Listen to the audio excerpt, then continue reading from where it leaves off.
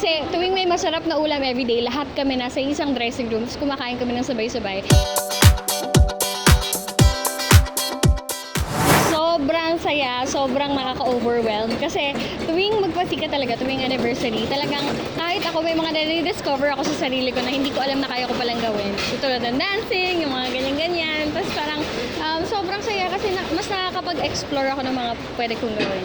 Sobrang saya ng feeling kasi na-extend talaga yung yung family ba. Sobrang daming mas dumami yung part ng family. Syempre, naging part na rin kami ng GMA Network. So, sobrang saya talaga. Sobrang iba din yung crowd.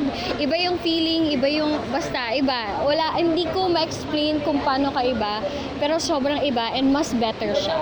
Kasi tuwing may masarap na ulam everyday, lahat kami nasa isang dressing room, tapos kumakain kami ng sabay-sabay. So, dahil nga kumakain kami sabay-sabay, mas nakikilala namin yung isa't isa, mas nakaka-bonding, nakakapag-usap-usap, ganon. For memory with the family, syempre every magpasikat. Hindi ako makapag-mention ng isa kasi sobrang daming memories talaga.